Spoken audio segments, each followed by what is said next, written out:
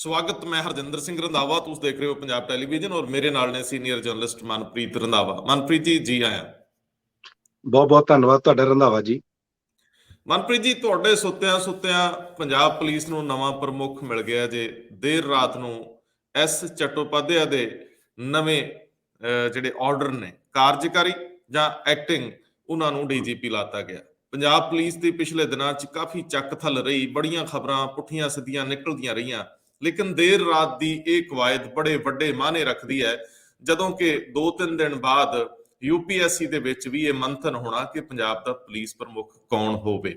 ਦੂਜੇ ਬੰਨੇ ਕੱਲ ਚੋਣ ਕਮੇਟੀ ਦੀ ਪੰਜਾਬ ਦੀ ਕਾਂਗਰਸ ਦੀ ਮੀਟਿੰਗ ਹੋਈ ਤੇ ਨਾਲ ਹੀ ਉੱਠ ਵੀ ਗਈ, ਤੇ ਉਹਦੇ ਦਰਮਿਆਨ 'ਚ ਬੜਾ ਦਿਲਚਸਪ ਵਾਪਰਦਾ ਜਦੋਂ ਕੁਲਜੀਤ ਸਿੰਘ ਨਾਗਰਾ ਕਹਿੰਦੇ ਆ ਕਿ ਗੱਲ ਤਾਂ ਠੀਕ ਆ ਸਰਦਾਰ ਲਾਲ ਸਿੰਘ, ਜੇ ਅਖਤਿਆਰ ਦੇਣੇ ਆ ਤਾਂ ਪ੍ਰਧਾਨ ਸਾਹਿਬ ਨੂੰ ਦੇ ਦਿਓ, ਸ਼੍ਰੀਮਤੀ ਸੋਨੀਆ ਗਾਂਧੀ ਨੂੰ, ਪਰ ਐਤਕੀ ਚੰਗਾ ਹੋਵੇ ਜੇ ਜਰਨੈਲ ਨਾਲ ਜਰਨੈਲ ਭਿੜੇ।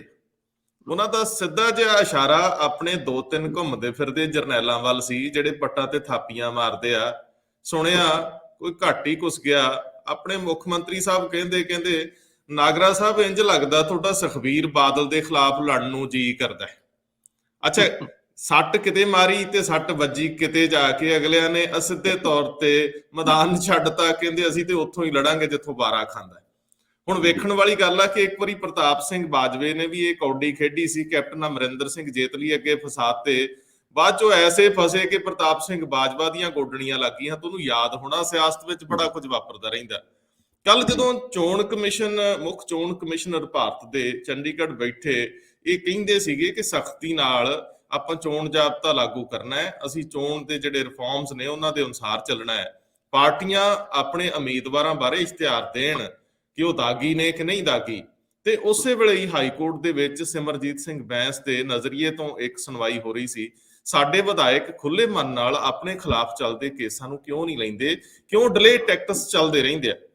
ਕੱਲ ਹਾਈ ਕੋਰਟ ਦੇ ਵਿੱਚ ਇੱਕ ਸਪਲੀਮੈਂਟਰੀ ਸ਼ਾਇਦ ਚਲਾਨ ਪੇਸ਼ ਕੀਤਾ ਗਿਆ ਜਾਂ ਇੱਕ ਰਿਪੋਰਟ ਸਬਮਿਟ ਹੋਈ, ਜਿਹੜੀ ਡੇਰਾ ਸਿਰਸਾ ਨਾਲ ਸੰਬੰਧਿਤ ਸੀਗੀ ਬੇਅਦਬੀ ਮਾਮਲਿਆਂ 'ਚ, ਤੇ ਉਹਦੇ ਵਿੱਚ ਕੱਲ ਹੀ ਇੱਕ ਦਿਨ ਪਹਿਲਾਂ ਹੀ ਪੁੱਛਗਿੱਛ ਹੋਈ ਆ ਡੇਰਾ ਪ੍ਰਮੁੱਖ ਤੋਂ ਵੀ। ਲੇਕਿਨ ਇਸੇ ਵੇਲੇ ਹੀ ਜਿਹੜੇ ਸ਼ਹੀਦ ਹੋਏ ਸੀਗੇ ਬਾਈਬਲ ਕਲਾਂ 'ਚ, ਉਹਨਾਂ ਦਾ ਪੁੱਤਰ ਸੁਖਰਾਜ ਸਿੰਘ, ਕ੍ਰਿਸ਼ਨ ਭਗਵਾਨ ਸਿੰਘ ਦਾ ਪੁੱਤਰ ਸੁਖਰਾਜ ਸਿੰਘ ਉੱਥੇ ਧਰਨੇ ਤੇ ਬਹਿ ਜਾਂਦਾ ਹੈ। ਸੋ ਇਹ ਮਾਮਲੇ ਅਜੇ ਜਿੰਦਾ ਨੇ, ਨਸ਼ੇ ਤੋਂ ਲੈ ਕੇ ਬੇਅਦਬੀਆਂ ਤੱਕ ਉਹ ਮਾਮਲੇ ਸਾਰੇ ਦੇ ਸਾਰੇ ਜਿੰਦਾ ਨੇ। ਲੇਕਿਨ ਨਾਲ ਦੀ ਨਾਲ ਹੀ ਇੱਕ ਸਾਡੇ ਸਮਾਜ ਦੇ ਤਾਣੇ ਬਾਣੇ ਤੇ ਅਸਰ ਪਾਉਂਦੀ ਰਿਪੋਰਟ ਤੁਰਦੀ ਆ ਕਿ 21 ਸਾਲ ਤੋਂ ਪਹਿਲਾਂ ਹੁਣ ਕੁੜੀਆਂ ਦਾ ਵਿਆਹ ਨਹੀਂ ਕਰ ਸਕੋਗੇ। ਇਹ ਵੀ ਵੱਡੀ ਡਿਬੇਟ ਮੰਗਦਾ ਵਿਸ਼ਾ, ਔਰ ਸਾਡੇ ਤੁਹਾਡੇ ਘਰਾਂ ਨਾਲ ਜੁੜਿਆ। ਸਾਰੇ ਦੇਸ਼ ਦੇ ਵਿੱਚ ਇਹਦੇ ਉੱਤੇ ਲੰਬੀ ਬਹਿਸ ਹੋਣੀ ਆ। ਲਖੀਮਪੁਰ ਖੀਰੀ ਦੇ ਉੱਤੇ ਕੱਲ ਸੰਸਦ ਪੂਰੀ ਤਰ੍ਹਾਂ ਠੱਪ ਰਹਿੰਦੀ ਹੈ, ਤੇ ਆਖਰ ਦੇ ਵਿੱਚ ਇੱਕ ਸੰਸਦੀ ਕਮੇਟੀ ਸੋਸ਼ਲ ਮੀਡੀਆ ਪਲੇਟਫਾਰਮਸ ਦੇ ਬਾਰੇ 'ਚ ਇੱਕ ਰਿਪੋਰਟ ਸਬਮਿਟ ਕਰਦੀ ਹੈ। ਕਹਿੰਦੇ ਸਖਤੀ ਕਰ ਦਿਓ, ਬਾਹ ਮਰੋੜਨ ਦੇ ਹੱਕ ਕੋਲ ਰੱਖ ਲਓ। ਇਹ ਬੋਲਦੇ ਕਿੱਦਾਂ, ਬੋਲਣ ਦੇਣੇ ਨਹੀਂ, ਜੇ ਗਲਤ ਬੋਲਣਗੇ ਧੱਕ ਦਿਓ ਅੰਦਰ। ਇਹ ਸਾਰੀ ਕਵਾਇਦ ਚੱਲਦੀ ਰਹਿੰਦੀ ਆ। ਕੁਝ ਹੋਰ ਖਬਰਾਂ ਨੇ, ਲੇਕਿਨ ਮੈਂ ਸਭ ਤੋਂ ਪਹਿਲਾਂ ਉਸ ਗੱਲ ਤੇ ਆਉਂਗਾ ਜਿਹਦੇ ਵਿੱਚ ਪੰਜਾਬ ਨੂੰ ਨਵੇਂ ਪੁਲਿਸ ਪ੍ਰਮੁੱਖ ਮਿਲਦੇ ਆ। ਜਿੰਨਾ ਮੈਂ ਨਿੱਜੀ ਤੌਰ ਤੇ ਚਟੋਪਾਧਿਆ ਸਾਹਿਬ ਨੂੰ ਜਾਣਦਾ ਹੈ, ਉਹ ਪ੍ਰੋਫੈਸ਼ਨਲ ਨੇ, ਔਰ ਉਹਨਾਂ ਦੀ ਇੱਕ ਰਿਪੋਰਟ ਸਬਮਿਟ ਹੋਈ ਆ ਨਸ਼ਿਆਂ ਦੇ ਮਾਮਲੇ 'ਚ, ਜਿਹੜੀ ਉਹਨਾਂ ਪੁਲਿਸ ਅਫਸਰਾਂ ਨਾਲ ਸੰਬੰਧਿਤ ਇੱਕ ਜਾਂਚ ਕੀਤੀ ਸੀ, ਉਹ ਵੀ ਸੀਲਬੰਦ ਲਿਫਾਫੇ 'ਚ ਆ। ਤੇ ਇਹਨਾਂ ਸੀਲਬੰਦ ਲਿਫਾਫਿਆਂ ਦੇ ਨਾਲ ਨਾਲ ਤੁਰਦੀਆਂ ਗੱਲਾਂ 'ਚ 2-3 ਪੁਲਿਸ ਅਧਿਕਾਰੀ ਛੱਡ ਗਏ, ਚਿੱਠੀਆਂ ਆ ਗਈਆਂ, ਲੀਕੇਜ ਹੋ ਗਈ, ਕਈ ਕੁਝ। ਇਹਦੇ ਦਰਮਿਆਨ 'ਚ ਅੱਧੀ ਰਾਤ ਨੂੰ ਨਵਾਂ ਪੁਲਿਸ ਪ੍ਰਮੁੱਖ ਲਾਉਣਾ, ਤੇ ਇਸ ਪੁਲਿਸ ਪ੍ਰਮੁੱਖ ਨੂੰ ਕਿਸ ਤਰ੍ਹਾਂ ਦੇ ਟਾਸਕ ਹੋਣਗੇ। ਚਲੋ ਵੈਸੇ ਵਧਾਈ ਚਟੋਪਾਧਿਆ ਸਾਹਿਬ ਨੂੰ ਵੀ, ਉਹ ਵੱਡੇ ਬੋਰਡ ਦੇ ਉੱਤੇ ਉਹਨਾਂ ਦਾ ਨਾਂ ਜ਼ਰੂਰ ਚਮਕੂਗਾ। ਉਮੀਦ ਸ਼ਾਇਦ ਉਹਨਾਂ ਨੂੰ ਵੀ ਘੱਟ ਹੋਊਗੀ, ਪਰ ਟਾਸਕ ਬੜੇ ਵੱਡੇ ਆ। ਇੱਥੋਂ ਸ਼ੁਰੂ ਗੱਲ ਕਰਦੇ ਆ ਜੀ। ਦੇਖੋ, ਸਿਧਾਰਥ ਚਟੋਪਾਧਿਆ ਇਹ ਰੰਧਾਵਾ ਜੀ 1986 ਬੈਚ ਦੇ ਨੇ, ਤੇ ਇਹਨਾਂ ਨੇ 31 ਮਾਰਚ ਨੂੰ ਸਨ 2022 ਨੂੰ ਰਿਟਾਇਰ ਹੋਣਾ। ਇਹ ਗੱਲ ਤਾਂ ਬਿਲਕੁਲ ਠੀਕ ਆ ਕਿ ਸਾਨੂੰ ਜਾਂ ਪੰਜਾਬ ਨੂੰ ਇੱਕ ਨਵਾਂ DGP ਮਿਲ ਗਿਆ, ਔਰ ਖਾਸ ਤੌਰ ਤੇ ਨਵਜੋਤ ਸਿੰਘ ਸਿੱਧੂ ਉਹ ਹਮੇਸ਼ਾ ਹੀ ਇਹਨਾਂ ਨੂੰ ਬੈਕ ਕਰਦੇ ਸੀ, ਚਾਹੁੰਦੇ ਸੀ ਕਿ ਇਹ ਆਉਣ ਤੇ ਜਿਹੜੇ ਉਹ ਕੰਮ ਜਿਹੜੇ ਕਾਂਗਰਸ ਸਰਕਾਰ ਤੋਂ ਪਿਛਲੇ 5 ਸਾਲਾਂ ਦੇ ਦਰਮਿਆਨ ਨਹੀਂ ਹੋਏ, ਉਹਨਾਂ ਤੇ ਇਹ ਕੰਮ ਕਰਨ, ਚਾਹੇ ਨਸ਼ਿਆਂ ਦੇ ਮਾਮਲੇ ਹੋਣ ਤੇ ਚਾਹੇ ਬੇਅਦਬੀ ਦੇ ਮਾਮਲੇ ਹੋਣ, ਗੋਲੀकांड ਦੇ ਮਾਮਲੇ ਹੋਣ। ਮੈਂ ਥੋੜਾ ਜਿਹਾ ਤੁਹਾਨੂੰ ਦੱਸ ਦਿੰਦਾ ਕਿ ਇਹ ਜਿਹੜੀ UPSC ਦਾ ਜਿਹੜਾ ਮੀਟਿੰਗ ਹੋਣ ਜਾ ਰਹੀ ਹੈ 21 ਤਰੀਕ ਨੂੰ, ਉਹਦੇ ਵਿੱਚੋਂ ਜਦੋਂ 6 ਮਹੀਨਿਆਂ ਦੀ ਮਿਆਦ ਕਹਿੰਦੇ ਘੱਟੋ ਘੱਟ ਹੋਣੀ ਚਾਹੀਦੀ ਆ, ਉਹ 'ਚ 1988 ਬੈਚ ਦੇ ਸ਼ਾਇਦ ਰੋਹਿਤ ਚੌਧਰੀ ਜਿਹੜੇ ਆ ਉਹ ਵੀ ਰਿਟਾਇਰ ਹੋ ਰਹੇ ਨੇ ਉਸੇ ਤਰੀਕ ਨੂੰ। ਮਈ ਦੇ ਮਹੀਨੇ ਦੇ ਵਿੱਚ ਜਦੋਂ CBI ਦਾ ਡਾਇਰੈਕਟਰ ਚੁਣਿਆ ਜਾਣਾ ਸੀ, ਰੰਧਾਵਾ ਜੀ ਮੈਂ ਥੋੜਾ ਜਿਹਾ ਦੱਸ ਦਿਨਾਂ ਤੁਹਾਨੂੰ, ਉਹਦੇ ਵਿੱਚ ਇਹ ਸੀਗਾ ਕਿ ਜਦੋਂ ਪ੍ਰਧਾਨ ਮੰਤਰੀ 3 ਮੈਂਬਰੀ ਕਮੇਟੀ ਉਹ ਬੈਠਦੀ ਹੈ, ਸਿਲੈਕਸ਼ਨ ਕਮੇਟੀ, ਜਿਸ 'ਚ ਪ੍ਰਧਾਨ ਮੰਤਰੀ ਹੁੰਦੇ ਆ, ਆਪੋਜੀਸ਼ਨ ਦੇ ਲੀਡਰ ਹੁੰਦੇ ਆ ਤੇ ਚੀਫ ਜਸਟਿਸ ਆਫ ਇੰਡੀਆ ਹੁੰਦੇ ਆ। ਉਹਨਾਂ ਦੀ ਬੈਠਕ ਹੁੰਦੀ ਆ ਤੇ ਕੇਂਦਰ ਸਰਕਾਰ ਚਾਹੁੰਦਾ ਸੀ ਕਿ NIA ਦੇ ਚੀਫ YC ਮੋਦੀ ਉਹ ਜਾਂ ਤਾਂ CBI ਦੇ ਡਾਇਰੈਕਟਰ ਬਣ ਤੇ ਜਾਂ ਇਹਨਾਂ ਦੇ ਬਹੁਤ ਹੀ ਚਹੇਤੇ ਰਾਕੇਸ਼ ਅਸਥਾਨਾ ਜੋ ਉਸ ਵੇਲੇ ਡਾਇਰੈਕਟਰ ਜਨਰਲ ਸੀ BSF ਦੇ, ਉਹ CBI ਦੇ ਡਾਇਰੈਕਟਰ ਬਣ। ਦੋਨਾਂ ਦੀ ਮਿਆਦ ਉਸ ਵੇਲੇ 6 ਮਹੀਨੇ ਤੋਂ ਘੱਟ ਦੀ ਸੀ, ਇਸ ਕਰਕੇ ਫਾਈਨਲੀ ਫਿਰ ਸੁਬੋਧ ਕੁਮਾਰ ਜੈਸਵਾਲ ਨੂੰ CBI ਦਾ ਡਾਇਰੈਕਟਰ ਲਾਉਣਾ ਪਿਆ। ਸੋ ਇਸ ਤਰ੍ਹਾਂ ਦੀ ਜਿਹੜੀਆਂ ਕੁਝ ਤਕਨੀਕੀ ਕਾਰਨਾਂ ਕਰਕੇ ਜ਼ਰੂਰ ਆ, ਕਿਉਂਕਿ ਹਜੇ ਵੀ ਜਿਹੜੀ ਇਹ ਅਪਾਇੰਟਮੈਂਟ ਆ ਇਹ ਪੂਰੀ ਤਰ੍ਹਾਂ ਨਹੀਂ ਹੈ, ਇਹ ਪਰਮਾਨੈਂਟ ਨਹੀਂ ਹੈ, ਇਹ ਹਜੇ ਵੀ ਅਧੂਰੀ ਆ। ਆਉਣ ਵਾਲੇ ਦਿਨਾਂ ਦੇ ਵਿੱਚ ਦੇਖਦੇ ਆ ਕਿ ਸ਼ਾਇਦ ਜਿਹੜੀ ਮੀਟਿੰਗ ਡਿਲੇ ਹੁੰਦੀ ਹੈ ਕੀ ਹੁੰਦੀ ਹੈ, ਲੇਕਿਨ ਇੱਕ ਗੱਲ ਜ਼ਰੂਰ ਆ, ਚਟੋਪਾਧਿਆਏ ਸਾਹਿਬ ਡਰੱਗ ਮਾਮਲੇ ਦਾ ਇਹ ਕਰ ਰਹੇ ਸੀਗੇ ਇਨਵੈਸਟੀਗੇਸ਼ਨ, ਤੇ ਮੈਨੂੰ ਯਾਦ ਆ ਜਦੋਂ ਰਾਜਜੀਤ ਸਿੰਘ ਹੁੰਦਲ ਹੋਣਾ ਦਾ ਨਾਮ ਆ ਗਿਆ ਸੀ, ਉਸ ਤੋਂ ਬਾਅਦ ਕੋਰਟ ਦੇ ਵਿੱਚ ਜਾ ਕੇ ਇਹਨਾਂ ਨੇ 2 ਨਾਮ ਹੋਰ ਲਿੱਤੇ ਸੀ, ਸੁਰੇਸ਼ ਕੁਮਾਰ ਅਰੋੜਾ ਦਾ ਤੇ ਇੱਕ ਲੈਤਾ ਸੀ ਦਿਨਕਰ ਗੁਪਤਾ ਦਾ। ਇੱਕ ਵੱਖਰੀ ਰਿਪੋਰਟ ਵੀ ਦੇਤੀ ਸੀ, ਉਹ ਬੜਾ ਬਵਾਲ ਮਚ ਗਿਆ ਸੀ, ਉਦੋਂ ਵਿਵਾਦ ਹੋ ਗਿਆ ਸੀ।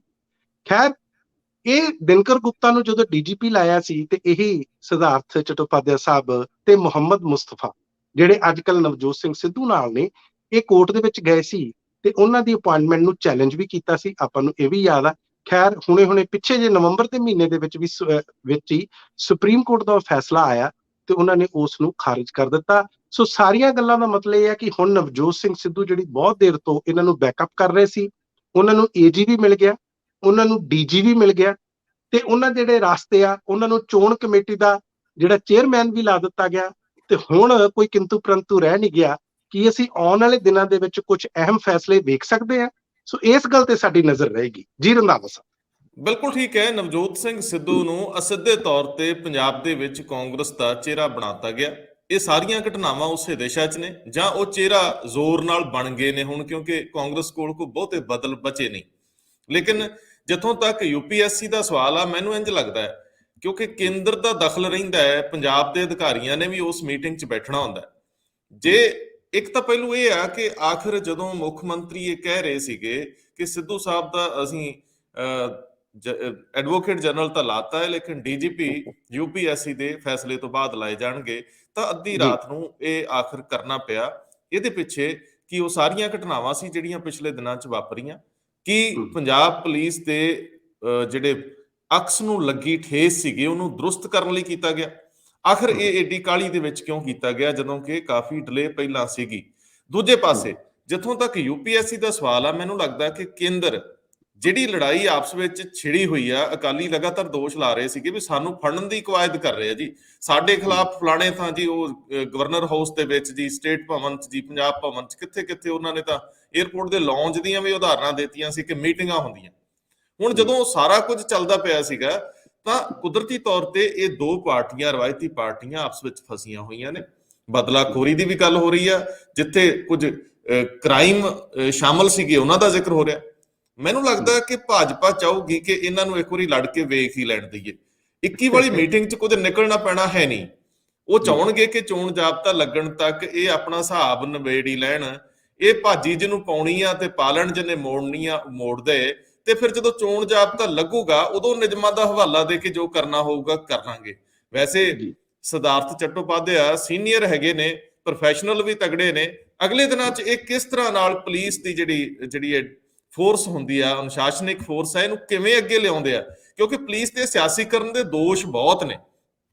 ਹੁਣ ਆਪਾਂ ਚੱਲਦੇ ਹਾਂ ਜੀ ਕੱਲ ਦੀ ਚੋਣ ਕਮੇਟੀ ਤੇ। ਮੈਨੂੰ ਇਹ ਸਮਝਾਓ ਕਿ ਜੇ ਕਿਤੇ ਜਰਨੈਲ ਨਾਲ ਜਰਨੈਲ ਭਿੜਨੇ ਹੋਣ ਤੇ ਕਿਹੜਾ ਜਰਨੈਲ ਕਿਹਦੇ ਨਾਲ ਭਿੜੂਗਾ? ਹੁਣ ਪੰਜਾਬ 'ਚ ਜਰਨੈਲ ਹੀ ਇੰਨੇ ਫਿਰਦੇ ਆ ਕਿ ਕਈ ਵਾਰੀ ਤਾਂ ਹੁਣ ਇਹਨਾਂ ਨੂੰ ਸੋ ਕਾਲਡ ਜਰਨੈਲ ਕਹਿਣ ਨੂੰ ਜੀ ਕਰਦਾ, ਕਈ ਵਾਰੀ ਤਾਂ ਇਹਨਾਂ ਨੂੰ ਅਖੌਤੀ ਜਰਨੈਲ ਕਹਿਣ ਨੂੰ ਜੀ ਕਰਦਾ, ਕਿਉਂਕਿ ਕਿਸੇ ਦੇ ਵੀ ਮੱਥੇ ਤੇ ਜਾਂ ਕਿਸੇ ਦੇ ਮੋਢੇ ਤੇ ਕੋਈ ਫੀਤੀ ਨਹੀਂ ਜਿਹੜੀ ਕੋਈ ਬਹੁਤ ਵੱਡੀ ਕਿਸੇ ਨੇ ਕੰਮ ਪੰਜਾਬ ਲਈ ਕੀਤਾ ਹੋਵੇ ਕਿ ਉਹਨੂੰ ਜਰਨੈਲ ਦੀ ਸੰਥਿਆ ਦਿੱਤੀ ਜਾ ਸਕੇ। ਮੈਨੂੰ ਜ਼ਰੂਰ ਦੱਸਿਓ ਕਿ ਇਹ ਜਰਨੈਲ ਕਿਹਦੇ ਨਾਲ ਭਿੜਨਗੇ ਜੇ ਭਿੜਨਾ ਚਾਹਣ, ਜਿਵੇਂ ਨਾਗਰਾ ਸਾਹਿਬ ਨੇ ਕਿਹਾ, ਲੇਕਿਨ ਹਾਮੀ ਕਿਸੇ ਨੇ ਨਹੀਂ ਭਰੀ। ਦੇਖੋ ਜੀ ਰੰਧਾਵਾ ਜੀ, ਕੁਲਜੀਤ ਸਿੰਘ ਨਾਗਰਾ ਹੋਣਾ ਨੇ ਸ਼ਾਇਦ ਕੱਲ ਇਹ ਗੱਲ ਕੀਤੀ ਹੋਵੇ, ਲੇਕਿਨ ਜਿਹੜੀ ਇਹਦੀ ਬਿਰਤਾ ਜਾਂ ਇਹਦੀ ਪ੍ਰਥਾ ਉਹ ਆਮ ਆਦਮੀ ਪਾਰਟੀ ਨੇ ਸ਼ੁਰੂ ਕੀਤੀ ਸੀ। ਮੈਨੂੰ ਯਾਦ ਆ ਜਦੋਂ ਅਰਵਿੰਦ ਕੇਜਰੀਵਾਲ ਪਹਿਲੀ ਵਾਰੀ ਜਾ ਕੇ ਸ਼ੀਲਾ ਦੀਕਸ਼ਿਤ ਦੇ ਨਾਲ ਭਿੜ ਗਏ, ਉੱਥੋਂ ਜਿੱਤ ਪ੍ਰਾਪਤ ਕੀਤੀ, ਤੇ ਇਹੀ ਪਿਰਤ ਉਹ ਪੰਜਾਬ ਦੇ ਵਿੱਚ ਵੀ ਲੈ ਕੇ ਆਏ ਸੀ। ਤੁਸੀਂ ਯਾਦ ਕਰੋ ਜਦੋਂ ਉਹਨਾਂ ਨੇ ਆਪਣੇ ਸਾਰੇ ਵੱਡੇ ਕੈਂਡੀਡੇਟਸ ਨੂੰ ਕਿਹਾ ਸੀ, ਜਿਸ ਤਰ੍ਹਾਂ ਭਗਵੰਤ ਮਾਨ ਹੋਣ ਜਾਂ ਜਿਹੜੇ ਜਰਨੈਲ ਸਿੰਘ ਜੀ ਜੋ ਇਸ ਦੁਨੀਆ ਤੇ ਹੁਣ ਨਹੀਂ ਰਹੇ, ਕਿ ਤੁਸੀਂ ਪ੍ਰਕਾਸ਼ ਸਿੰਘ ਬਾਦਲ ਹੋਣਾ ਦੇ ਨਾਲ ਲੜੋ। ਤੇ ਇਸੇ ਤਰ੍ਹਾਂ ਕੈਪਟਨ ਅਮਰਿੰਦਰ ਸਿੰਘ ਵੀ ਉੱਥੇ ਪਹੁੰਚੇ ਸੀ।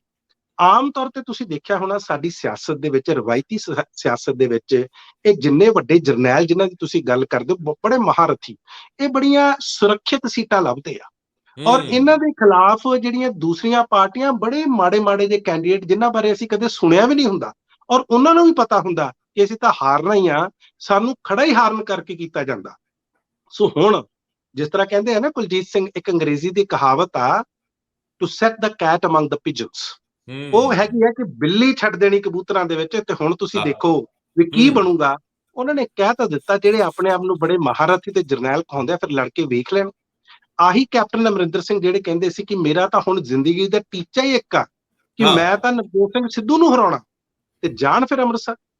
ਤੇ ਜਾਂ ਜੇ ਕਿਸੇ ਹੋਰ ਨੇ ਹਰਾਉਣਾ, ਜੇ ਟੀਚੇ ਉਹਨਾਂ ਦੇ ਵੀ ਆ, ਤਾਂ ਫਿਰ ਇਹਨਾਂ ਦੇ ਨਾਲ ਭਿੜਨ ਆ ਕੇ। ਸੋ ਕਹਿਣ ਦਾ ਮਤਲਬ ਉਹਨਾਂ ਨੇ ਗੱਲ ਕਰਤੀ ਆ, ਬੜੇ ਸੂਝਵਾਨ ਨੇ ਇਹ ਕੁਲਜੀਤ ਸਿੰਘ ਨਾਗਰਾ।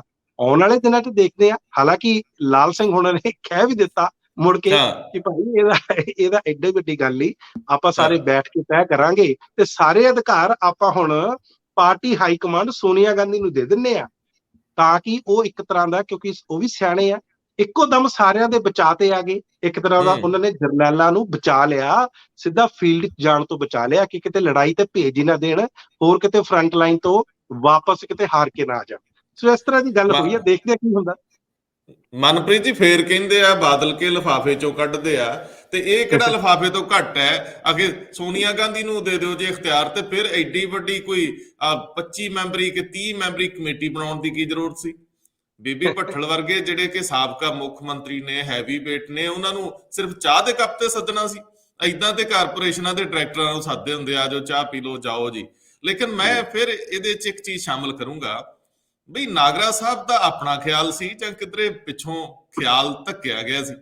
ਕਿਉਂਕਿ ਨਾਗਰਾ ਸਾਹਿਬ ਨੂੰ ਮੌਕੇ ਤੇ ਹੀ ਮੁੱਖ ਮੰਤਰੀ ਨੇ ਮਿੱਠੀ ਜੀ ਝਿੜਕ ਮਾਰਤੀ ਵੀ ਬੈਠੇ ਰਹੋ, ਐਵੇਂ ਗਲਤ ਗੱਲਾਂ ਨਹੀਂ ਕਰੀਦੀਆਂ। ਪਰ ਜੇ ਇਹਨੂੰ ਦੂਜੇ ਐਂਗਲ ਤੋਂ ਦੇਖੀਏ ਤਾਂ ਇੰਜ ਨਹੀਂ ਤੁਹਾਨੂੰ ਲੱਗਦਾ ਵੀ ਦਿਨੇ ਨਾਗਰਾ ਤੇ ਸਿੱਧੂ ਇਕੱਠੇ ਸੀਗੇ, ਆਈ ਥਿੰਕ ਰਾਏਕੋਟ ਸੀ ਹਨਾ, ਤੇ ਜੇ ਉਥੇ ਉਹ ਬਹੁਤ ਇੱਕ ਦੂਜੇ ਦੇ ਕੰਨ 'ਚ ਬੋਲੀ ਜਾਂਦੇ ਸੀ, ਕੁਝ ਕਹਿੰਦੇ ਸੁਣਦੇ ਰਹੇ, ਸਾਨੂੰ ਸੁਣਦਾ ਤਾਂ ਹੈ ਨਹੀਂ ਪਰ ਦੇਖਿਆ ਜ਼ਰੂਰ। ਕਿਤੇ ਉਦੋਂ ਇੰਜਤ ਨਹੀਂ ਹੋਇਆ ਵੀ ਅਗਲੇ ਕਹਿੰਦੇ ਹੁਣ ਅੰਮ੍ਰਿਤਸਰ ਤੋਂ ਸਿੱਧੂ ਸਾਹਿਬ ਨੂੰ ਇੱਥੇ ਲਿਆਉਣ ਦਾ ਪਟਿਆਲੇ 'ਚ ਇਹੀ ਤਰੀਕਾ, ਅਮਰਿੰਦਰ ਸਿੰਘ ਦੇ ਖਿਲਾਫ ਲੜਨ ਸਿੱਧੂ ਤੇ ਸੁਖਬੀਰ ਬਾਦਲ ਦੇ ਖਿਲਾਫ ਲੜਨ ਚੰਨੀ, ਤੇ ਹੁਣ ਅੱਗੇ ਕਿਹਨੇ ਲੜਨਾ ਇਹ ਗੱਲ ਅਗਲੀ ਹੈ।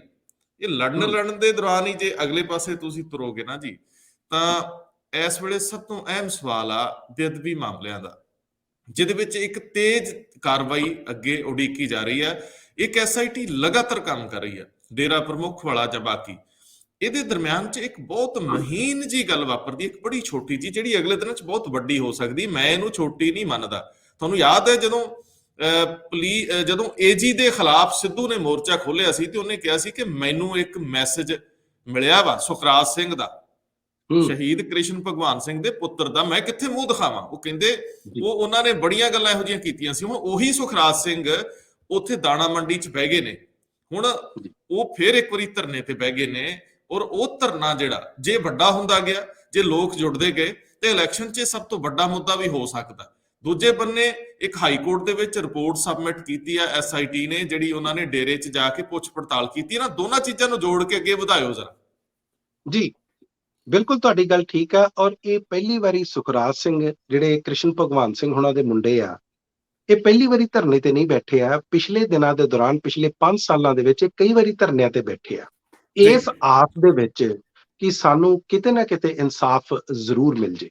ਲੇਕਿਨ ਦੁੱਖ ਦੀ ਗੱਲ ਰੰਧਾਵਾ ਸਾਹਿਬ ਇਹ ਆ ਕਿ ਨਾ ਤਾਂ ਕੈਪਟਨ ਅਮਰਿੰਦਰ ਸਿੰਘ ਹੋਣਾ ਦੇ ਦੌਰਾਨ, ਤੇ ਨਾ ਹੀ ਜਦੋਂ ਤੋਂ ਚਰਨਜੀਤ ਸਿੰਘ ਚੰਨੀ ਆਏ ਆ, ਹਾਲਾਂਕਿ ਇਹਨਾਂ ਨੂੰ ਬਹੁਤ ਸਮਾਂ ਘੱਟ ਮਿਲਿਆ, ਉਹਨਾਂ ਨੂੰ ਕਿਸੇ ਤਰ੍ਹਾਂ ਇਨਸਾਫ ਦੀ ਉਮੀਦ ਆ। ਸੋ ਜਾਂਦੇ ਜਾਂਦੇ ਉਹਨਾਂ ਨੂੰ ਲੱਗਦਾ ਕਿ ਸ਼ਾਇਦ ਕਿਤੇ ਸਾਨੂੰ ਇਨਸਾਫ ਮਿਲ ਜੇ, ਕਿਉਂਕਿ ਇਹੀ ਜਿਹੜੀਆਂ ਪਾਰਟੀਆਂ ਨੇ ਇਹ ਬਹੁਤ ਸਾਰੇ ਵਾਅਦੇ ਕਰਕੇ ਸੱਤਾ ਪ੍ਰਾਪਤ ਕਰਦੀਆਂ, ਸੱਤਾ ਦੇ ਵਿੱਚ ਆਉਂਦੀਆਂ, ਝੂਠੀਆਂ ਸੱਚੀਆਂ ਸਾਰੀ ਤਰ੍ਹਾਂ ਦੀਆਂ ਸਹੁੰਆਂ ਖਾਂਦੀਆਂ ਨੇ, ਲੋਕਾਂ ਦੇ ਕੋਲ ਜਾਂਦੀਆਂ, ਸਾਈਨ ਕਰਾਉਂਦੀਆਂ ਨੇ ਡਾਕੂਮੈਂਟਸ ਤੇ, ਲੇਕਿਨ ਬਾਅਦ ਦੇ ਵਿੱਚ ਉਹਨਾਂ ਨੂੰ ਭੁੱਲ ਜਾਂਦੇ ਆ। ਇੱਕ ਤਾਂ ਇਹ ਆ।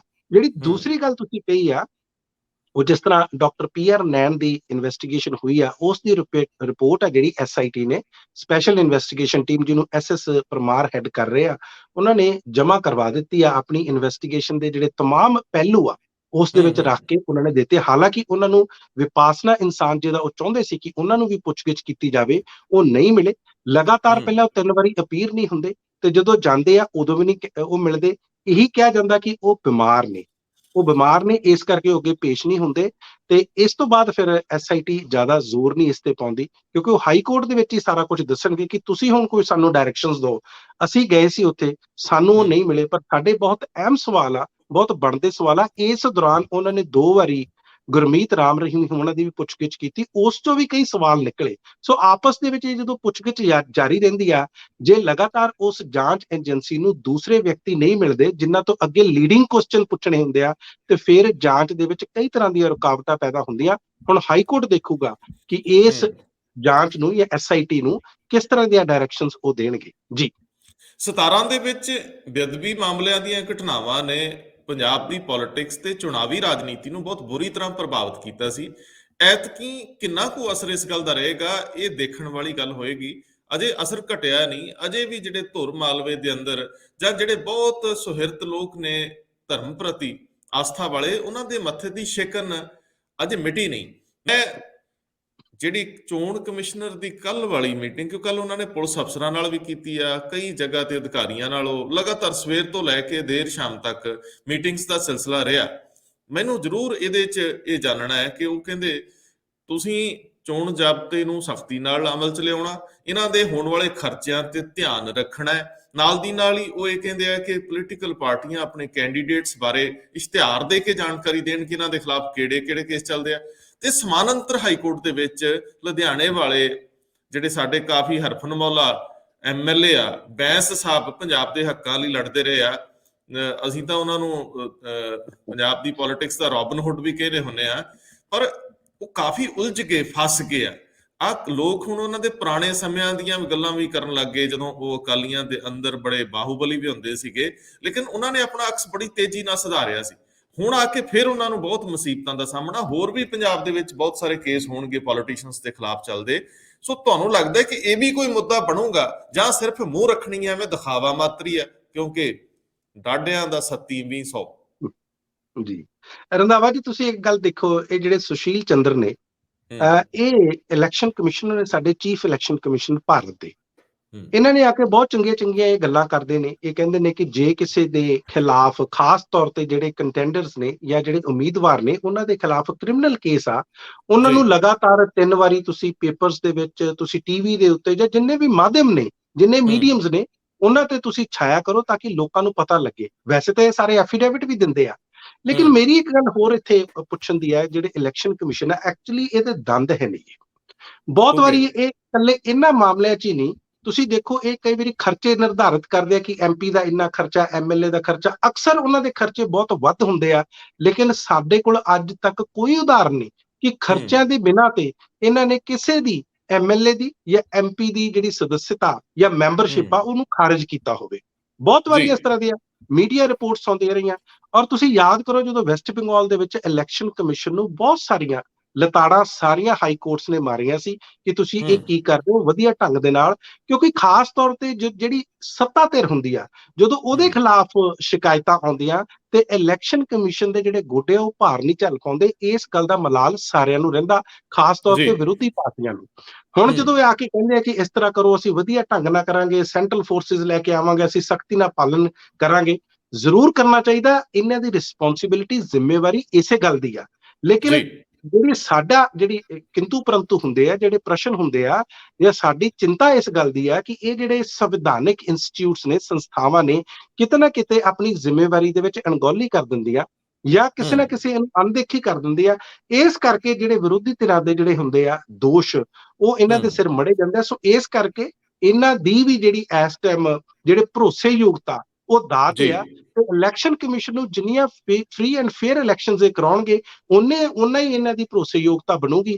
ਕਿਸੇ ਟਾਈਮ ਆਪਾਂ ਨੂੰ ਪਤਾ ਹੀ ਹੈ ਕਿ ਸਾਡੇ ਕਿੱਡੇ ਕਿੱਡੇ ਵੱਡੇ ਇਲੈਕਸ਼ਨ ਕਮਿਸ਼ਨਰ ਰਹੇ ਆ, ਔਰ ਉਹਨਾਂ ਨੂੰ ਸਾਰੀ ਦੁਨੀਆ ਜਾਣਦੀ ਸੀ। ਹੁਣ ਸੁਸ਼ੀਲ ਚੰਦਰ ਦੀ ਜਿਹੜੀ ਹੈਗੀ ਆ ਆਪਣੀ ਰੈਪੂਟੇਸ਼ਨ ਆ, ਉਹ ਵੀ ਦਾਤ ਆ। ਦੇਖਦੇ ਆ ਕਿੰਨੀਆਂ ਕੁ ਪੰਜਾਬ ਦੇ ਵਿੱਚ ਜਾਂ ਹੋਰ ਜਿਹੜੀਆਂ 4 ਸਟੇਟਸ ਆ ਉਹਨਾਂ ਦੇ ਵਿੱਚ ਇਹ ਫ੍ਰੀ ਤੇ ਫੇਅਰ ਇਲੈਕਸ਼ਨਸ ਕਰਵਾ ਪਾਉਂਦੇ ਆ ਜੀ। ਕੱਲ ਸੰਸਦ ਠੱਪ ਰਹੀ, ਕੱਲ ਸੰਸਦ ਇੱਕ ਵਾਰੀ ਫਿਰ ਪੂਰੀ ਤਰ੍ਹਾਂ ਕੰਮ ਨਹੀਂ ਕਰ ਸਕੀ, ਔਰ ਬਣਦਾ ਵੀ ਹੈ। ਦੇਖੋ ਇਹ ਬੜਾ ਵੱਡਾ ਮਾਮਲਾ ਲਖੀਮਪੁਰ ਖੀਰੀ ਦਾ। ਮੈਂ ਇਹਦੇ ਤੇ ਤੁਹਾਡੀ ਟਿੱਪਣੀ ਚਾਹੁੰਦਾ। ਤੁਹਾਨੂੰ ਵੈਸੇ ਨਿੱਜੀ ਤੌਰ ਤੇ ਕੀ ਲੱਗਦਾ ਹੈ ਕਿ ਭਾਜਪਾ ਦੀ ਸਰਕਾਰ ਆਪਣੇ ਗ੍ਰਹਿ ਰਾਜ ਮੰਤਰੀ ਦਾ ਅਸਤੀਫਾ ਲੈ ਲੂ ਜਾਂ ਉਹਨਾਂ ਨੂੰ ਬਰਖਾਸਤ ਕਰ ਦੂ? ਲੱਗਦਾ ਹੈ ਤੁਹਾਨੂੰ? ਰੰਧਾਵਾ ਜੀ, ਇੱਕ ਤੁਹਾਡਾ ਰਹਿ ਗਿਆ ਸੀ ਜਿਹੜਾ ਸਿਮਰਜੀਤ ਸਿੰਘ ਬੈਂਸ ਹੋਣਾ ਹਾਂ, ਦਾ, ਬੈਂਸ ਵਾਲਾ ਜੀ ਜੀ। ਯਾਦ ਆ ਗਿਆ। ਹਾਂਜੀ ਹਾਂਜੀ, ਦੇਖੋ ਮੈਨੂੰ ਇਹ ਲੱਗਦਾ ਕਿ ਪਿਛਲੇ ਦਿਨਾਂ ਦੇ ਵਿੱਚ ਸਾਡੀ ਸੁਪਰੀਮ ਕੋਰਟ ਨੇ ਵੀ ਇਹ ਗੱਲ ਕਹੀ, ਤੇ ਤਮਾਮ ਜਿੰਨੇ ਭਾਰਤ ਦੇ ਵੱਖਰੇ ਵੱਖਰੇ ਸੂਬਿਆਂ ਦੇ ਵਿੱਚ ਹਾਈ ਕੋਰਟਸ ਨੇ, ਉਹਨਾਂ ਨੂੰ ਹਦਾਇਤਾਂ ਜਾਰੀ ਕੀਤੀਆਂ ਕਿ ਪਹਿਲ ਦੇ ਆਧਾਰ ਤੇ ਜਿੰਨੇ ਪੋਲੀਟੀਸ਼ੀਅਨਸ ਨੇ, ਖਾਸ ਤੌਰ ਤੇ MLA ਤੇ MP ਨੇ, ਉਹਨਾਂ ਦੇ ਖਿਲਾਫ ਜੋ ਕ੍ਰਿਮੀਨਲ ਕੇਸ ਆ ਉਹਨਾਂ ਨੂੰ ਜਲਦੀ ਡਿਸਾਈਡ ਕਰੋ। ਇਸੇ ਤਰ੍ਹਾਂ ਦਾ ਕੇਸ ਇਹ ਲੁਧਿਆਣੇ ਦੇ MLA ਸਿਮਰਜੀਤ ਸਿੰਘ ਬੈਂਸ ਹੋਣਾ ਤੇ ਆ, ਤੇ ਕੱਲ ਜਿਨ੍ਹਾਂ ਨੇ ਇਹਨਾਂ ਤੇ ਦੋਸ਼ ਲਾਏ ਸੀ ਉਹ ਦੁਬਾਰਾ ਕੋਰਟ ਜਾਂਦੇ ਆ। ਔਰ ਰਾਜੇਸ਼ ਭਾਰਦਵਾਜ ਹੋਣੀ ਜਿਹੜੇ ਉਹ ਜਸਟਿਸ ਸੀਗੇ ਇਸ ਦੇ ਵਿੱਚ, ਤੇ ਇਹਨਾਂ ਦੇ ਜਿਹੜੇ ਕਾਉਂਸਲ ਸੀ CM ਮੰਜਾਲ, ਉਹ ਇਹਨਾਂ ਦੀ ਗੱਲਬਾਤ ਕਰਦੇ ਆ। ਤੇ ਉਸ ਵਿੱਚ ਕਹਿੰਦੇ ਆ ਕਿ ਦੇਖੋ ਪੁਲਿਸ ਕਿਵੇਂ ਚਲਾਕੀਆਂ ਕਰਦੀ ਆ, ਕਦੇ ਕਦੇ ਕਿਸੇ ਨੂੰ ਬਚਾਉਣਾ ਹੁੰਦਾ। ਉਹਨਾਂ ਨੇ ਹਾਈ ਕੋਰਟ ਦੇ ਵਿੱਚ ਕਿਹਾ ਕਿ ਦੇਖੋ 7 ਮੁਲਜ਼ਮ ਇਹਦੇ ਵਿੱਚ ਹੋਰ ਜਿਹੜੇ ਸੀ ਨਾਮਜ਼ਦ ਹੋਏ ਸੀ, ਕਿਸੇ ਦੀ ਅਰੈਸਟ ਨਹੀਂ ਹੋਈ, ਗ੍ਰਿਫਤਾਰੀ ਨਹੀਂ ਹੋਈ, ਕਿਸੇ ਤੋਂ ਪੁੱਛਗਿੱਛ ਨਹੀਂ ਹੋਈ, ਕਿਸੇ ਨੂੰ ਪ੍ਰੋਕਲੇਮਡ ਅਫੈਂਡਰ ਯਾਨੀ ਕਿ ਕਿਸੇ ਨੂੰ ਭਗੌੜਾ ਕਰਾਰ ਨਹੀਂ ਦਿੱਤਾ ਗਿਆ। ਇਸ ਗੱਲ ਦੀ ਉਹਨਾਂ ਨੂੰ ਚਿੰਤਾ ਸੀ। ਸੋ ਸਾਡੀਆਂ ਕੋਰਟਸ ਦੇ ਵਿੱਚ ਜਦੋਂ ਪੁਲਿਸ ਆਪ ਹੀ ਇੱਕ ਨਵੀਂ SIT ਬਣਾ ਕੇ ਇੱਕ ਨਵਾਂ ਚਲਾਨ ਪੇਸ਼ ਕਰ ਦਿੱਤੀ ਹੈ, ਉਸ ਤੇ ਬੜੇ ਜਿਹੜੇ ਆ ਸਵਾਲ ਖੜੇ ਹੁੰਦੇ ਆ। ਮੈਨੂੰ ਇੱਕ ਗੱਲ ਹੋਰ ਯਾਦ ਆ ਗਈ, ਉਹ ਮੈਂ ਜਾਂਦੇ ਜਾਂਦੇ ਜ਼ਰੂਰ ਇਹ ਗੱਲ ਕਰੂੰਗਾ ਕਿ ਸਾਡੇ ਇੱਕ ਸਾਬਕਾ ਚੀਫ ਜਸਟਿਸ ਨੇ ਰੰਜਨ ਗੋਗੋਈ, ਉਹਨਾਂ ਤੇ ਵੀ ਇਸ ਤਰ੍ਹਾਂ ਦੇ ਜਿਹੜੇ ਸੀਗੇ ਉਹ ਬੜੇ ਸੰਗੀਨ ਦੋਸ਼ ਲੱਗੇ ਸੀ। ਹੁਣੇ ਉਹਨਾਂ ਦੀ ਇੱਕ ਕਿਤਾਬ ਆਈ ਆ, ਜਸਟਿਸ ਫॉर द ਜੱਜ, ਉਹ ਚ ਲਿਖਦੇ ਆ ਜਾਂ ਜਦੋਂ ਪਿੱਛੇ ਸੋਚਦੇ, ਕਹਿੰਦੇ ਮੈਨੂੰ ਆਪਣੀ ਮਸਲੇ ਦੇ ਉੱਤੇ ਬੈਂਚ ਤੇ ਨਹੀਂ ਸੀ ਬਹਿਣਾ ਚਾਹੀਦਾ, ਪਰ ਹੁਣ ਤਾਂ ਗੱਲ ਹੋ ਗਈ। ਸੋ ਜਦੋਂ ਸਾਡੇ ਇਹ ਜਿਹੜੀਆਂ ਅਦਾਲਤਾਂ, ਜਦੋਂ ਇਹਨਾਂ ਤੋਂ ਨਿਆਂ ਦੀ ਅਸੀਂ ਕਿਸੇ ਤਰ੍ਹਾਂ ਤਵੱਕੋ ਕਰਦੇ ਆ, ਆਸ ਕਰਦੇ ਆ, ਸੋ ਇੱਥੋਂ ਨਿਆਂ ਮਿਲਣਾ ਬਹੁਤ ਜ਼ਰੂਰੀ ਆ। ਤੇ ਪੋਲੀਟੀਸ਼ੀਅਨਸ ਦੇ ਖਿਲਾਫ ਇਸ ਤਰ੍ਹਾਂ ਦੇ ਹੈ ਕਿਉਂਕਿ ਇਹ ਬਹੁਤ ਤਾਕਤਵਰ ਹੁੰਦੇ ਆ, ਇਹਨਾਂ ਦੇ ਜਿਹੜੇ ਕਨੈਕਸ਼ਨਸ ਆ, ਇਹਨਾਂ ਦੇ ਕੰਟੈਕਟਸ ਆ, ਉਹ ਬਹੁਤ ਡੂੰਘੇ ਹੁੰਦੇ ਆ। ਸੋ ਇਸ ਕਰਕੇ ਆਮ ਵਿਅਕਤੀ ਨੂੰ ਜਾਂ ਇੱਕ ਆਮ ਔਰਤ ਨੂੰ ਇਹਨਾਂ ਤੋਂ ਬਹੁਤ ਟਾਈਮ ਲੱਗਦਾ ਨਿਆਂ ਲੈਣ ਦੇ ਜੀ। ਜਿਹੜੀ ਗੱਲ ਮੈਂ ਨਿੱਜੀ ਤੌਰ ਤੇ ਪੁੱਛ ਰਿਹਾ ਇਸ, ਕਿਉਂਕਿ ਹਰੇਕ ਬੰਦੇ ਨੂੰ ਕੁਝ ਦੂਰ ਤੱਕ ਦਿਸਦਾ ਹੁੰਦਾ ਹੈ, ਔਰ ਖਾਸ ਤੌਰ ਤੇ ਜਿਹੜਾ ਖਬਰਾਂ ਨਾਲ ਜੁੜਿਆ ਹੁੰਦਾ, ਕਿ BJP ਦੇ ਖਿਲਾਫ ਸੰਸਦ ਦੇ ਵਿੱਚ ਜਿਹੜਾ ਅੜਿੱਕਾ ਪੈ ਗਿਆ, ਇਹ ਬਰਖਾਸਤਗੀ ਹੋਊਗੀ, ਅਸਤੀਫਾ ਹੋਊਗਾ, ਜਾਂ ਮੈਂ ਨਾ ਮਾਨੂ ਵਾਲੀ ਰੱਟ ਚੱਲੂ? ਜੀ ਰੰਧਾਵਾ ਜੀ, ਮੈਂ ਥੋੜਾ ਜਿਹਾ ਦੱਸਦਾ। ਉੱਤਰ ਪ੍ਰਦੇਸ਼ ਦੀ ਜਿਹੜੀ ਪੋਲਿਟਿਕਸ ਆ ਉਹ ਕਾਸਟ ਤੇ ਜਾਤ ਤੇ ਬਹੁਤ ਨਿਰਭਰ ਕਰਦੀ ਆ। ਉੱਤਰ ਪ੍ਰਦੇਸ਼ ਦੇ ਵਿੱਚ 10 ਤੋਂ 12% ਬ੍ਰਾਹਮਣ ਵੋਟਰਸ ਨੇ, ਤੇ ਇਸ ਟਾਈਮ ਉਹ ਭਾਜਪਾ ਦੇ ਨਾਲ ਨਾਰਾਜ਼ ਚੱਲ ਰਹੇ ਨੇ। ਜਿੰਨੇ ਸਰਵੇ ਆਏ ਨੇ ਲਗਭਗ ਉਹਨਾਂ ਦੇ ਆਮ ਤੌਰ ਤੇ ਇਹ ਭਾਜਪਾ ਦੇ ਵੋਟਰਸ ਮੰਨੇ ਜਾਂਦੇ ਸੀ। ਅਜੇ ਕੁਮਾਰ ਮਿਸ਼ਰਾ ਜਿਹੜੇ ਨੇ ਟੈਣੀ, ਇਹ ਉਸੇ ਬ੍ਰਾਹਮਣ ਤਬਕੇ ਤੋਂ ਆਉਂਦੇ ਆ, ਤੇ ਕਿਤੇ ਨਾ ਕਿਤੇ ਭਾਜਪਾ ਤੇ ਦਬਾਅ ਕਿਤੇ ਵੀ ਤੁਸੀਂ ਇਹਨਾਂ ਨੂੰ ਕਿਤੇ ਨਾਰਾਜ਼ ਨਾ ਕਰ ਲਿਓ। ਇੱਕ ਚੀਜ਼ ਮੈਂ ਤੁਹਾਨੂੰ ਹੋਰ ਵੀ ਦੱਸ ਦਿੰਦਾ, ਇੱਕ ਉੱਤਰ ਪ੍ਰਦੇਸ਼ ਦੇ ਵਿੱਚ ਇੱਕ ਹੋਰ ਗੱਲ ਚੱਲ ਰਹੀ ਆ। ਜਿਹੜੀ SIT ਨੇ ਕੋਰਟ ਦੇ ਵਿੱਚ ਰਿਪੋਰਟ ਦਿੱਤੀ ਆ, ਉਹ SIT ਆ ਜਿਹੜੀ ਉੱਥੋਂ ਦੀ ਯੂਪੀ ਪੁਲਿਸ, ਯੂਪੀ ਸਰਕਾਰ ਨੇ ਬਣਾਈ ਆ, ਯੂਪੀ ਪੁਲਿਸ ਦੀ ਆ, ਕਿਉਂਕਿ ਉਹ ਵੀ ਨਾਲ ਦੀ ਨਾਲ ਇਨਵੈਸਟੀਗੇਸ਼ਨ ਕਰ ਰਹੀ ਆ। ਸੋ ਇਸ ਕਰਕੇ ਉਹਨਾਂ ਨੂੰ ਲੱਗਦਾ ਕਿ ਸ਼ਾਇਦ ਜਿਹੜੇ ਯੋਗੀ ਆਦਿੱਤਿਆਨਾਥ ਆ ਉਹ ਕਿਤੇ ਨਾ ਕਿਤੇ ਕੇਂਦਰ ਸਰਕਾਰ ਤੇ ਇਸ ਨਾਲ ਵਾਰ ਕਰ ਰਿਹਾ ਇਸ ਤਰ੍ਹਾਂ ਦੇ, ਕਿਉਂਕਿ ਆਪਸ ਦੇ ਵਿੱਚ ਮੈਂ ਥੋੜਾ ਜਿਹਾ ਦੱਸਦਾ। ਨਰਿੰਦਰ ਮੋਦੀ, ਜੇ ਤੁਸੀਂ ਪਿਛਲੇ ਦਿਨਾਂ ਦੇ ਵਿੱਚ ਦੇਖੋ, ਜਦੋਂ ਕਾਸ਼ੀ ਵਿਸ਼ਵਨਾਥ ਜਾਂਦੇ ਆ ਜਾਂ ਜਿੰਨਾ ਵੀ ਉਹ ਪ੍ਰੋਗਰਾਮ ਕਰਦੇ, ਸਿਰਫ ਉਹੀ ਨਜ਼ਰ ਆਉਂਦੇ ਆ।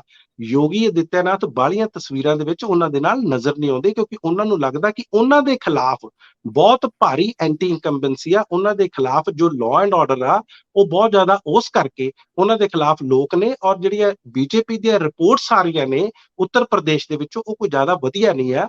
ਉਹਨਾਂ ਨੂੰ ਲੱਗਦਾ ਕਿ ਤੇ ਹਾਰ ਨਾ ਜਾਈਏ, ਔਰ ਇਹਦਾ ਅਸਰ ਜਿਹੜਾ ਹੈ ਉਹ ਸਿੱਧਾ 2024 ਦੀਆਂ ਲੋਕ ਸਭਾ ਚੋਣਾਂ ਤੇ ਪਏਗਾ। ਸੋ ਇੱਕ ਤਬਕਾ, ਚਾਹੇ ਉਹ 10-12% ਆ, ਔਰ ਇਹ ਵੀ ਕਿਹਾ ਜਾ ਰਿਹਾ ਉੱਥੋਂ ਦਾ ਇੱਕ ਇਲਾਕਾ, ਮੈਂ ਥੋੜਾ ਜਿਹਾ ਦੱਸਦਾ, ਬੁਦੇਲਖੰਡ, ਉਹਦੇ ਵਿੱਚ ਕਾਂਗਰਸ ਬੜੀ ਮਜ਼ਬੂਤ ਪਿਛਲੇ ਦਿਨਾਂ ਦੇ ਵਿੱਚ ਮੰਨੀ ਜਾ ਰਹੀ ਹੈ। ਹਾਲਾਂਕਿ ਓਵਰਆਲ ਹੈ ਜਿਹੜਾ ਉਹ ਅਖਿਲੇਸ਼ ਯਾਦਵ ਕੱਲ ਉਹਨਾਂ ਦੇ ਆਪਣੇ ਜਿਹੜੇ ਚਾਚਾ ਉਹ ਵੀ ਨਾਲ ਉਹਨਾਂ ਦੇ ਨਾਲ ਆ ਕੇ ਖੜੇ ਹੋ ਗਏ, ਅਸੀਂ ਉਹਨਾਂ ਦੀਆਂ ਤਸਵੀਰਾਂ ਵੀ ਦੇਖੀਆਂ। ਸੋ ਕਦੇ ਆਪਾਂ ਇਸ ਬਾਰੇ ਯੂਪੀ ਦੀ ਪੋਲਿਟਿਕਸ ਬਾਰੇ ਡਿਸਕਸ ਕਰਾਂਗੇ, ਪਰ ਲੈ ਦੇ ਕੇ ਇਹ ਆ ਕਿ ਲੱਗਦਾ ਨਹੀਂ ਆ ਕੇਂਦਰ ਨੂੰ ਕਿ ਇਸ ਟਾਈਮ ਅਜੇ ਕੁਮਾਰ ਮਿਸ਼ਰਾ ਨੂੰ ਸਾਨੂੰ ਲਾਉਣਾ ਚਾਹੀਦਾ। ਹਾਲਾਂਕਿ ਇਸ ਟਾਈਮ ਬਹੁਤ ਨੈਗੇਟਿਵ ਜਿਹੜਾ ਉਹ ਵਿਰੋਧ ਹੋ ਰਿਹਾ, ਪਾਰਟੀਆਂ ਨੇ ਸੰਸਦ ਰੋਕ ਲਈ ਆ, ਲੇਕਿਨ ਕਿਤੇ ਨਾ ਕਿਤੇ ਭਾਜਪਾ ਆਪਣੇ ਆਪ ਨੂੰ ਕਮਜ਼ੋਰ ਨਹੀਂ ਦਿਖਾਉਣਾ ਚਾਹੁੰਦੀ ਉਹਨਾਂ ਦਾ ਅਸਤੀਫਾ ਲੈ ਕੇ। ਸੋ ਆਹੀ ਇਹ ਸਾਰਾ ਪੋਲੀਟੀਕਲ ਮਸਲਾ ਹੈ, ਲੇਕਿਨ ਮੈਨੂੰ ਲੱਗਦਾ ਆਉਣ ਵਾਲੇ ਦਿਨਾਂ ਵਿੱਚ ਦੇਰ ਸਵੇਰ ਕਿਤੇ ਨਾ ਕਿਤੇ ਕੇਂਦਰ ਸਰਕਾਰ ਨੂੰ ਝੁਕਣਾ ਜ਼ਰੂਰ ਪਊਗਾ। ਜੀ ਰੰਧਾਵਾ ਜੀ। ਮਨਪ੍ਰੀਤ ਜੀ, ਤਿੰਨ ਅਹਿਮ ਮਸਲੇ ਪਰ ਆਪਾਂ ਹੁਣ ਛੱਡ ਰਹੇ ਹਾਂ, ਸਮੇਂ ਦੀ ਸੀਮਾ ਹੈ। ਇੱਕ ਤਾਂ 21 ਸਾਲ ਤੋਂ ਘੱਟ ਉਮਰ 'ਚ ਲੜਕੀਆਂ ਦੇ ਵਿਆਹ ਨਾ ਕੀਤੇ ਜਾਣ, ਇਹ ਫੈਸਲਾ ਹੈ। ਦੂਜਾ ਅਹਿਮ ਸਵਾਲ ਆ ਕਿ ਸੋਸ਼ਲ ਮੀਡੀਆ ਪਲੇਟਫਾਰਮਸ ਦੇ ਉੱਤੇ ਇੱਕ ਸੰਸਦੀ ਕਮੇਟੀ ਦੀ ਰਿਪੋਰਟ ਆਈ ਹੈ, ਸ਼ਾਇਦ ਉਹਨਾਂ ਨੇ ਸਬਮਿਟ ਸੰਸਦ 'ਚ ਕਰਤੀ ਹੈ, ਪਾਰਲੀਮੈਂਟ 'ਚ ਪੇਸ਼ ਕਰਤੀ ਹੈ। ਤੀਜਾ, ਕੈਪਟਨ ਅਮਰਿੰਦਰ ਸਿੰਘ ਦਿੱਲੀ ਚਲੇ ਗਏ ਆ, ਅਖੇ ਅੱਜ ਉਹ ਕੁਝ ਜਮਾ ਘਟਾਓ ਕਰਨਗੇ ਪੰਜਾਬ ਦੀ ਪੋਲਿਟਿਕਸ ਨੂੰ ਲੈ ਕੇ ਕੇਂਦਰ ਦੇ ਨਾਲ ਜਾਂ ਭਾਜਪਾ ਦੇ ਨਾਲ। ਤੇ ਚੌਥੀ ਗੱਲ, ਢੀਂਡਸਾ ਸਾਹਿਬ ਆਲਰੇਡੀ ਉੱਥੇ ਬੈਠੇ ਆ। ਇਹਨਾਂ ਮਾਮਲਿਆਂ ਨੂੰ ਅਸੀਂ ਫਿਰ ਡਿਸਕਸ ਕਰਾਂਗੇ ਕਿਉਂਕਿ ਬਹੁਤ ਜ਼ਿਆਦਾ ਸਮਾਂ ਮੰਗਦੇ ਆ। ਜੇ ਅਸੀਂ ਇਹਨੂੰ ਬਹੁਤ ਛੋਟੇ ਪੱਧਰ ਤੇ ਕਰਾਂਗੇ ਤਾਂ ਸ਼ਾਇਦ ਆਪਾਂ ਇਨਸਾਫ ਨਹੀਂ ਕਰ ਪਾਵਾਂਗੇ। ਇਹਨਾਂ ਲਈ ਲੋੜੀਂਦਾ ਸਮਾਂ ਸਾਡੇ ਕੋਲ ਇਸ ਵੇਲੇ ਘੱਟ ਹੈ। ਬਹੁਤ ਮਿਹਰਬਾਨੀ ਤੁਹਾਡਾ। ਅੱਜ ਗਲਾ ਗੁਲਾ ਖਰਾਬ ਸੀ ਪਰ ਗੱਲ ਚੱਲ ਗਈ। ਮੈਂ ਬੇਨਤੀ ਕਰੂੰਗਾ ਸਾਰਿਆਂ ਨੂੰ ਕਿ ਸਰਦੀਆਂ ਸੁਰਦੀਆਂ ਆ ਗਈਆਂ, ਵੀ ਆਪਣੇ ਗਲੇ ਦਾ ਥੋੜਾ ਧਿਆਨ ਰੱਖ ਲਓ। ਲੇਕਿਨ ਫਿਰ ਵੀ ਜੇ ਕਿਧਰੇ ਅਸੀਂ ਪ੍ਰੋਗਰਾਮ ਕਰਦੇ ਹਾਂ, ਥੋੜੀ ਬਹੁਤੀ ਡਿਸਟਰਬੈਂਸ ਤੁਹਾਨੂੰ ਦਈਏ ਤਾਂ ਉਹਨੂੰ ਦਰਕਨਾਰ ਕਰ ਦਿਆ ਕਰੋ, ਕਿਉਂਕਿ ਦਿਨ ਹੀ ਇਹੋ ਜਿਹੇ ਆ। ਬਹੁਤ ਮਿਹਰਬਾਨੀ, ਬਹੁਤ ਧੰਨਵਾਦ। ਬਹੁਤ ਬਹੁਤ ਧੰਨਵਾਦ ਤੁਹਾਡਾ ਰੰਧਾਵਾ ਜੀ।